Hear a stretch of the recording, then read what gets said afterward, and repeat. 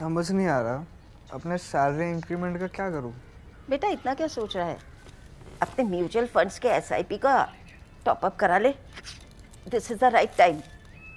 क्या? समझ में नहीं आया। बेटा इतना क्या सोच रहा है? अपने म्यूचुअल फंड्स का एसआईपी टॉपअप करा ले। This is the right time. अब समझा।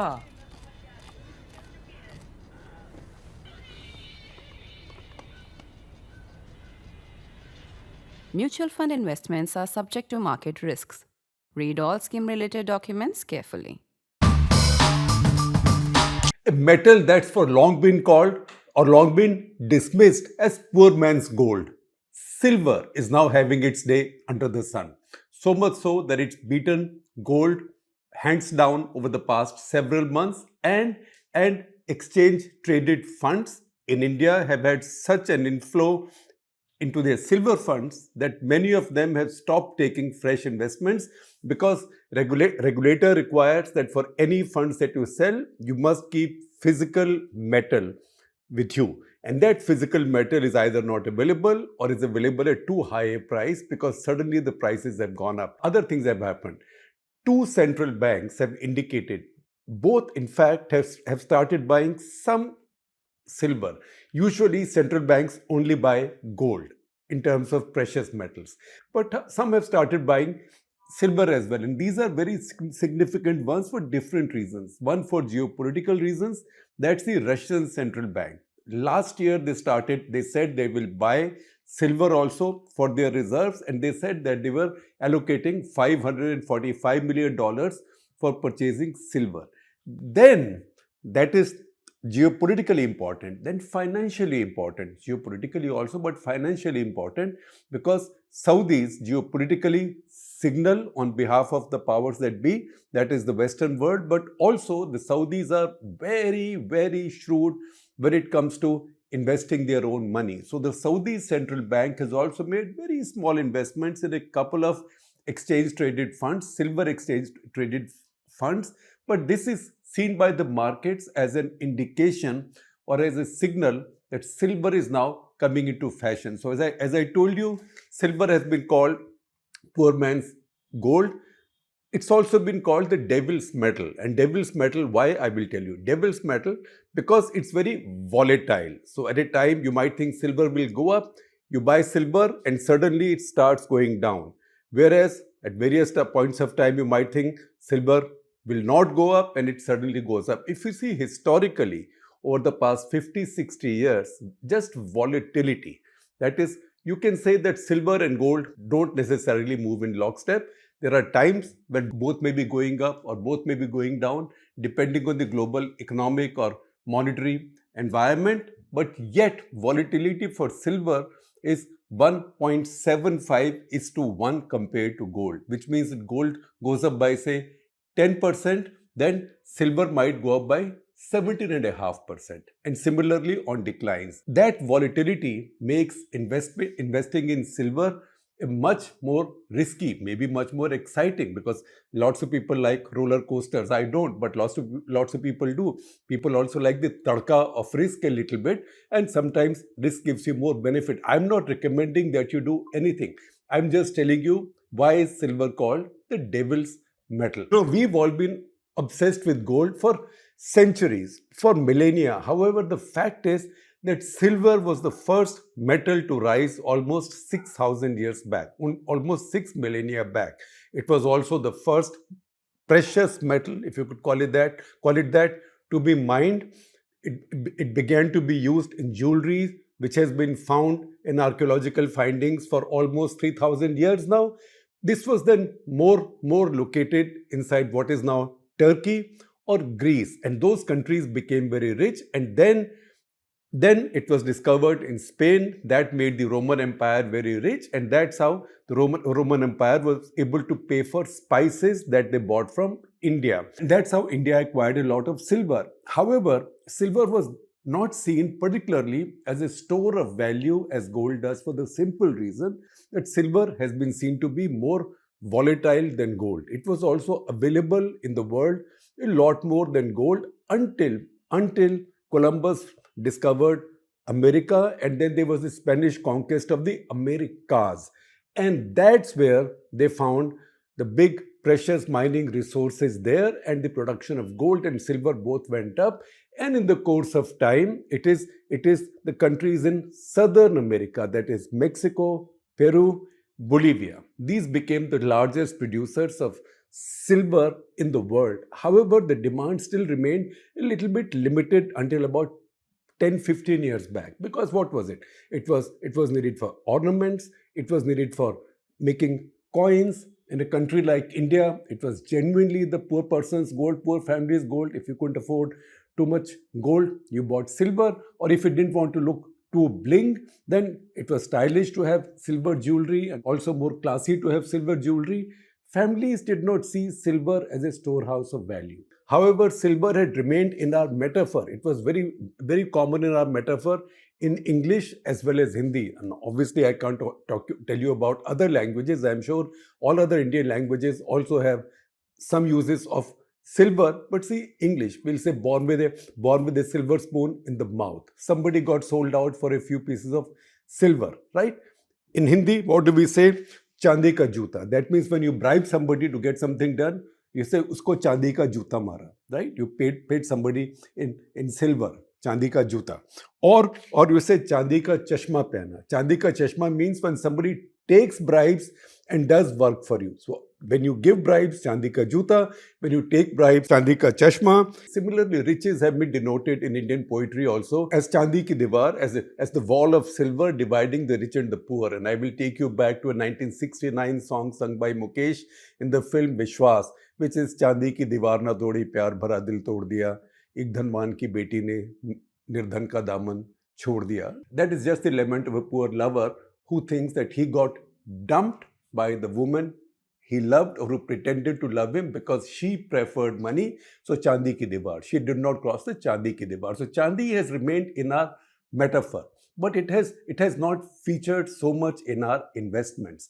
That is what has now changed. Silver's having a moment that it hasn't had in history for a very long time, except probably in 1980. Late 70s leading up to 1980, there was this interesting story or fascinating story of three brothers, the so-called Hunt brothers in the US, who were oil traders. They were sons of an oil tycoon, and they thought that inflation was really going up and they should buy something that will be a storehouse of value. So they started buying silver and stocking it.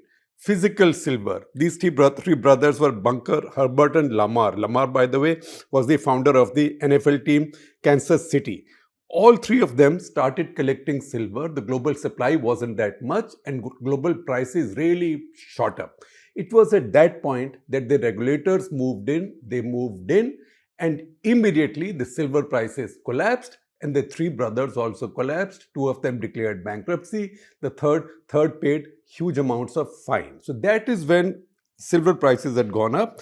That is the price. Literally, that is the price. About $50 per ounce. Now, the problem with precious metals is that if you see globally, they are somehow rendered in ounces, which is a bit complicated for us in India because we are metric. However, just for accuracy, I will tell you the exact conversion from an ounce to grams. So an ounce, a troy ounce, is 31.103478 grams. Why do we go to so many points past the decimal? Because we are usually measuring precious metals, and when you go into kilos and tons, then the value really matters for decimals as well. Generally, you would say that 3 tolas of gold, as we say, or 3 tolas of silver, a little more than that would be 1 ounce. 3 tolas means again metric tolas, that is 10 grams for a tola. That will be about an ounce. That is just a back of the envelope calculation. Exact one you can do as you go along.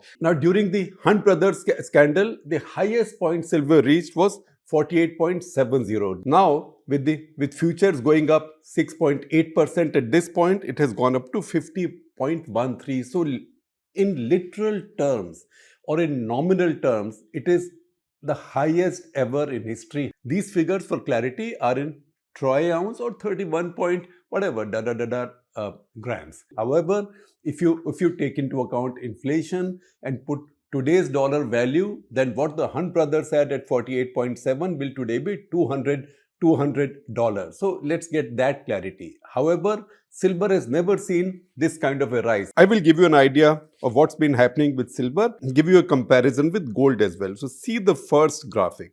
So the first graphic gives you the 10-year history of silver in India. 10-year history of silver in India. You can see it's quite stable, goes up a little bit, stays quite stable, and it's a hockey stick from 2024 onwards. And that's how silver has shot up in India.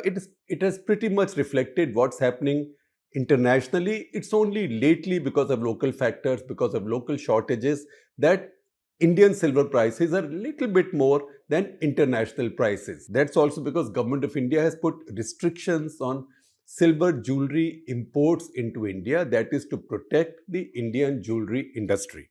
Now, if you see our graphic, you will see that between 2015 and now, silver has gone up by about 5 times. That is from 889 to about 4,595. If you see over 60 days, the past 60 days, it has gone up by 38.15% in just the last 60 days. That is 3255 to 4595. Again, see a graphic that tells you global supply of silver. Now that is where an important factor comes in.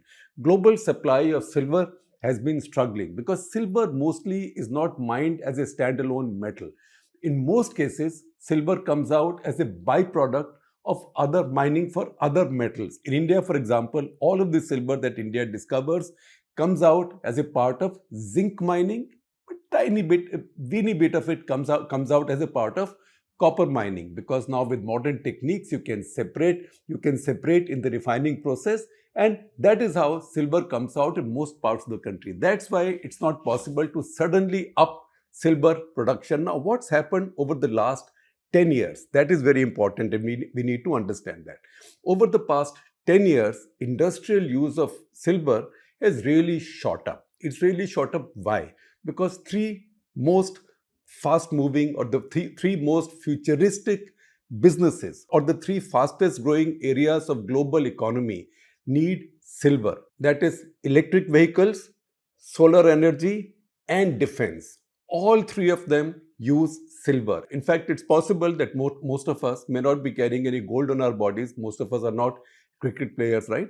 With those heavy chains. We may not be carrying any gold on our bodies, but almost each of us will be carrying some silver in our bodies, either in the watch or on the phone, in the computer that you use, in the iPad that you carry. All of that needs silver. In fact, industrial use of silver has shot up. All of these solar energy cells, photovoltaic cells, storage batteries, all of them need silver. And that's how you will see in this graphic that global supplies have struggled. They've gone up a little bit, then they've struggled.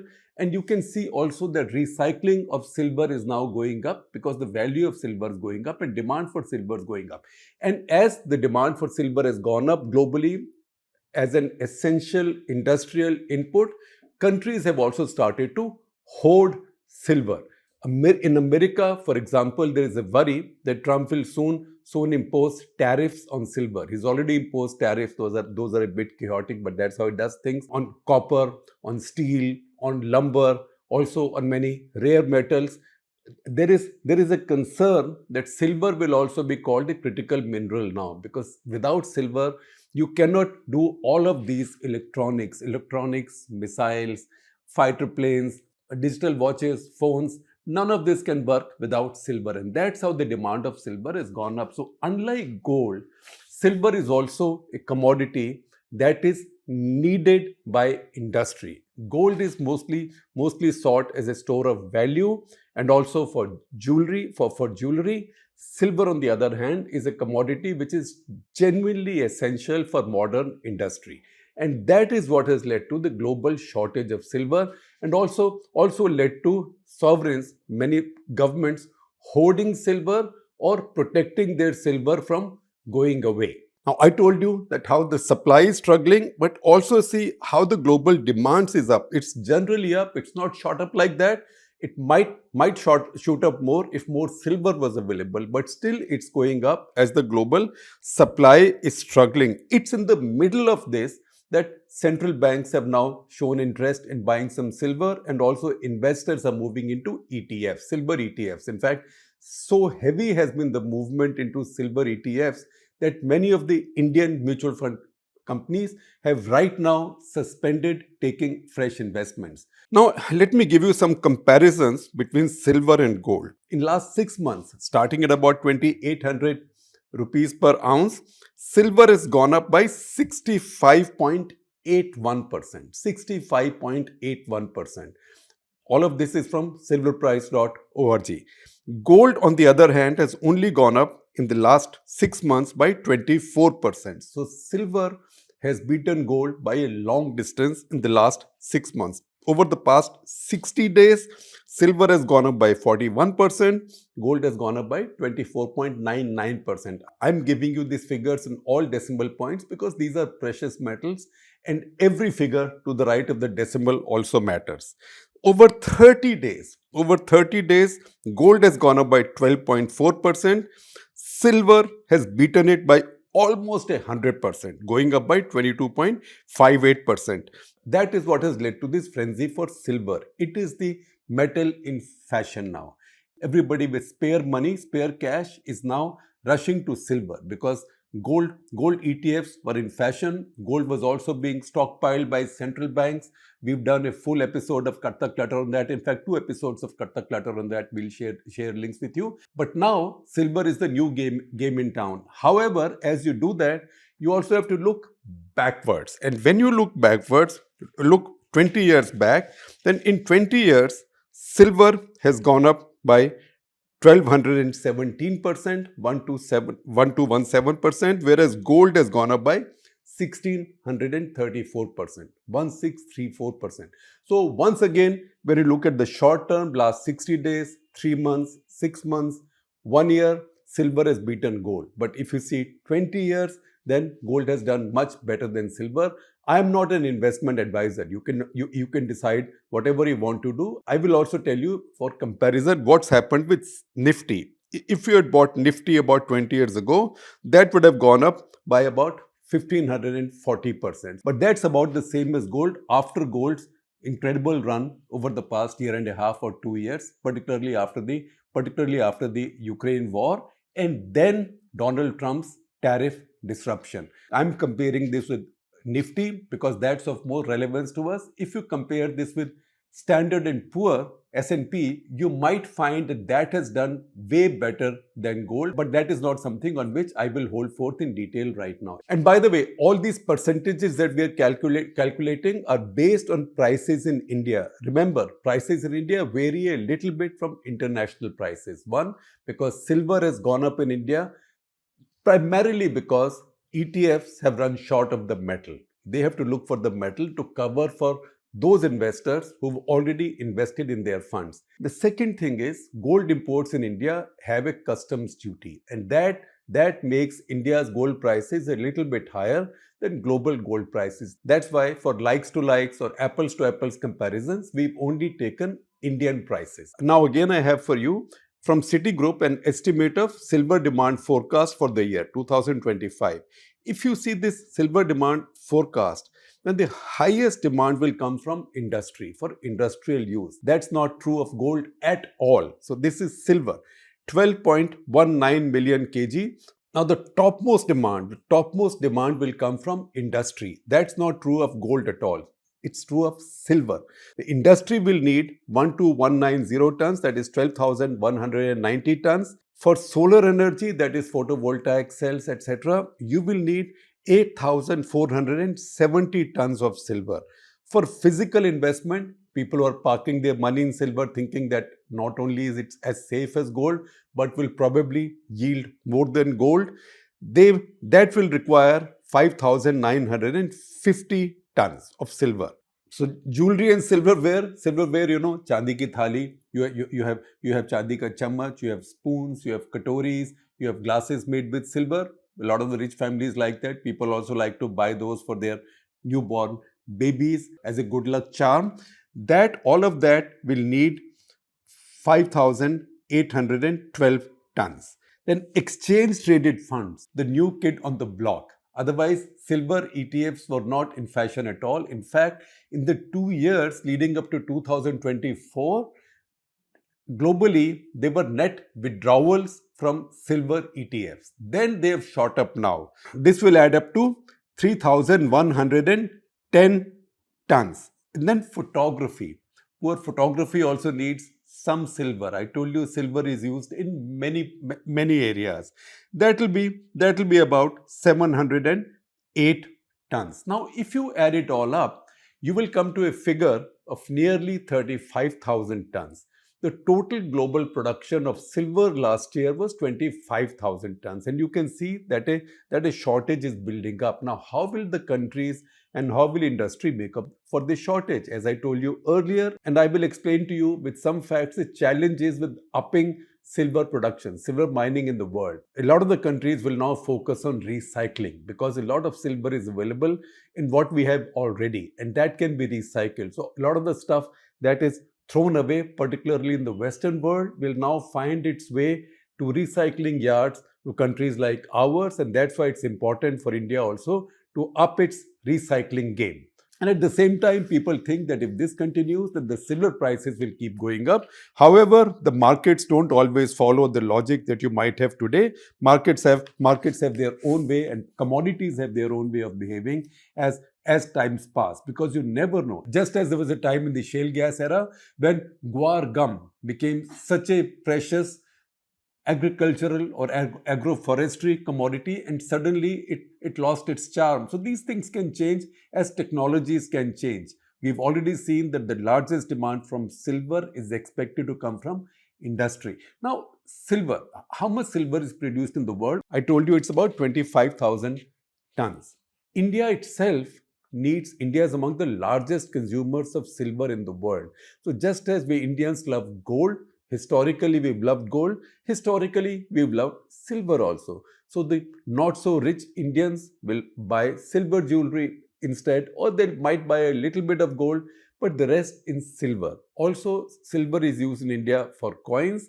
These coins are not really normal legal tender, but these coins are used on auspicious occasions. With Ganesh, Lakshmi, on Diwali, you will find silver coins. So India imports a lot of silver.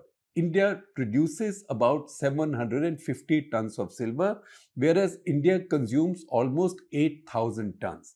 The rest of the silver India imports from other countries. And once again, it's fascinating to see where India's silver comes from. Almost all of India's silver, more than 95%, I would say even more of India's silver comes from one company, that is Vedanta. Now, what happened in this case?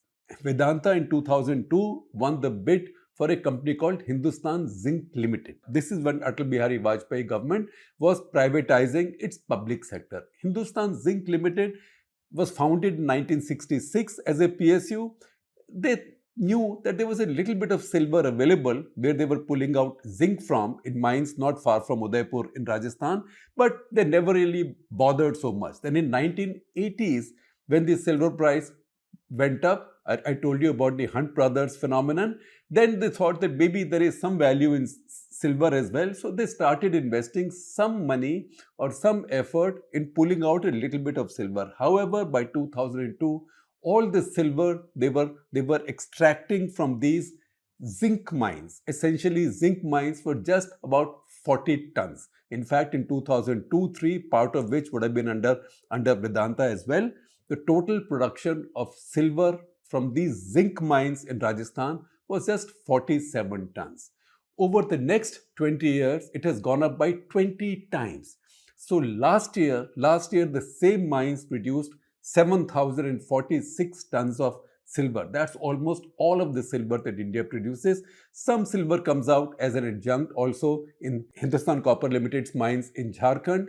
A little bit, maybe in hundreds of kilos only, comes out in Hatti gold mines in Raichur district of Karnataka. Otherwise, India has no source of its own silver. However, you can see just with privatization, this hidden wealth, which had not come out so far, it was rediscovered, and new industrial processes, mining processes and technologies were brought in, and a new refinery was set up. So this silver could be processed. And that is what has made just one company in India the fourth largest producer of silver in the entire world. That's because silver is dominated by Mexico, Bolivia, Peru, Poland. That's a surprise. I will give you some data. And also the mines that Vedanta has in this Udaipur area or off Udaipur, these mines are the third largest producers of silver in the whole world. And I'll give you the rankings. Mexico has a mine called Penasquito, which is 935 tons.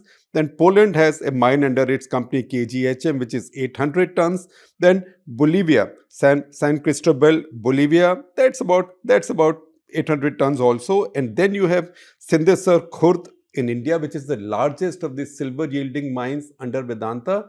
That's about 535, 540 tons. And if you take adjoining mines, then that figure comes to 750 tons. And since there might be some curiosity as to which are the three largest silver companies in the world, if Vedanta is the fourth, then the largest is from Mexico, Fresnillo, that is 1496 tons, then KGHM in Poland, 1341 tons, then Newmont, again Mexico, 935 tons, and then Hindustan Zinc, that is the Vedanta company, 746 tons. That is the highest production so far, I think, last year. In fact, what this reminds me also is that I have to come back to you at some point to talk about Indian mining, because one thing that is really languished in India, and that too in spite of 11 years of Modi government, which is much more liberal with environmental clearances, etc. And also despite the fact that they've passed a very reformist new law on mining, Indian mining has really been a laggard. And that is something for which India is now paying a price. That is something that we'll talk about with data in the course of time.